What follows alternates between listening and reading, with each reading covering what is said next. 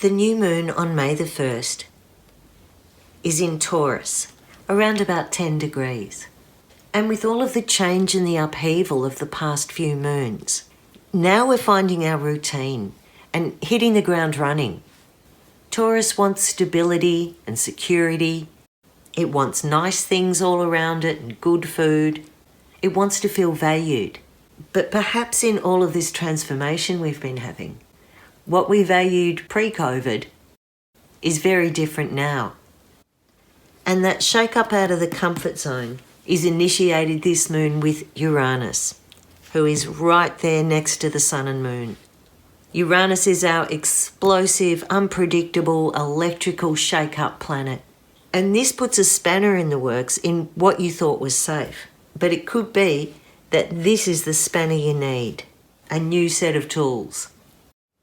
And that's because despite this shake-up that Uranus is bringing, the rest of the planets are being really supportive.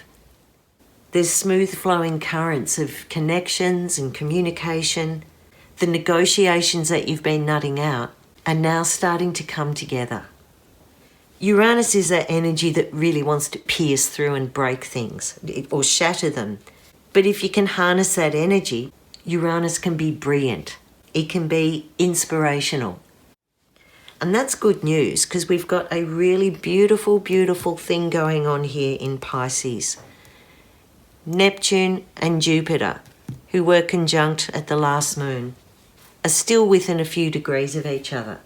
Last moon we talked about this conjunction as being once in a lifetime. They open up your dream world, your vision, your compassion. They make you want to learn things and they soften the energy around. They inspire hope and ultimately transmute the energy to a higher level. Neptune represents the collective and Jupiter is a social planet. So we're looking like a cultural shift here. A collective shift to something more broad-minded, more visionary. This Taurus moon, we're blessed with Venus right there meeting up with both of them.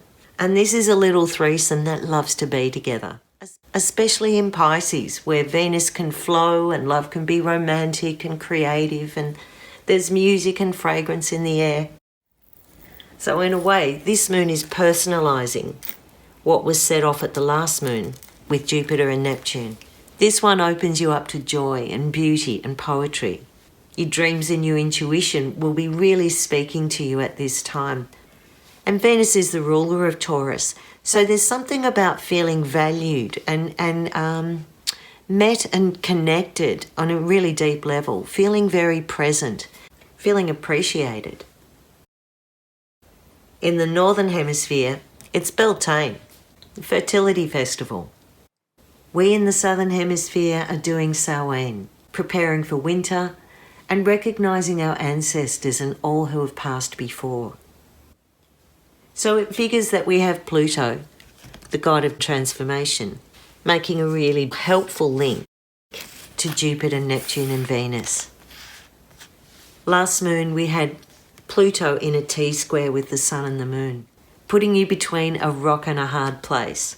And there was some aspect in the last 2 weeks where it was an either-or situation. You couldn't do both. You had to choose one or the other. 2 weeks on from that, we've got this opening and this blessing between these planets. And with Pluto, it puts an intensity into these gifts. This is Pluto regenerating and some sort of magic coming through it or coming from it. For some, this might mean the end of a relationship that has opened you up to something more beautiful, more perfect, better for your self-esteem. Pluto is a planet that gets under your skin, that really drills down to the depths of things. So this can also be a therapist or some sort of therapy that takes you deep into old wounds, looks back at family patterns, even a way of resolving phobias and obsessions. The Taurus moon is opening some little light shaft for you to see down into those dark places and retrieve some treasure from it, helping to draw this energy down into the personal level. We have Mercury conjunct Sedna here at the end of Taurus, and it also forms this really lovely link with Pluto, both in earth signs. Mercury is our communication planet, but he also deals with documents and official records, contracts, connections, the movement of all things. Right now, Pluto is helping it. It's like some message or communication where there was a no-go situation. There's now a level of understanding and intelligence about what was lurking underneath Pluto. And being the god of the underworld, Pluto holds the secrets and the dark stuff, the anger, the resentment, the jealousy, the things we don't want others to see. Pluto's offering you the strength to regrow. So I would say communication that you're having over this moon phase can have a really positive effect. It's being blessed by this little bundle, and this feels more healing than disruptive. I know we've got Uranus here throwing the bat amongst the pigeons, but it looks like there's a gift that comes out of any surprises. Sedna is an Inuit goddess of the oceans. She's the one that provides nourishment and food source, the one that makes the seas calm to fish on or wild and ragey in a storm and extreme weather. She's also going to be trine Pluto for some time, for a couple of years. So she's helping in this grinding and shifting and breaking up that Pluto has been doing in Capricorn, to lift us out of that and into some new place. And she repeats this theme of love and beauty and hope. It feels very healing that she's here with Mercury, being able to have these honest conversations and get to a real point of understanding. The other thing that activates this moon and makes it more personal is Mars is over here just at the beginning of Pisces, also having a positive effect on the Sun and Moon. Now, Mars can be disruptive, especially when it pairs up with Uranus. But we've got this kind of balance here where the outer planets, Neptune, Pluto, Uranus, have all paired up somehow with inner planets, with personal planets. It brings that collective energy home. So Mars having this personal impact on the Sun, Moon and Uranus is activating it. It's making you feel a bit more bold. It's making you want to try new things and shake up this comfort zone, really embark on a new routine. To me, this moon, with the surprises that are coming with Uranus, are really cushioned by the other planets. And that makes me feel a bit hopeful for the war in Ukraine. Mars and Uranus could be looking at surprise tactics. And Pluto and Mercury are able to retrieve information and intelligence from all sources, including those that have been hidden.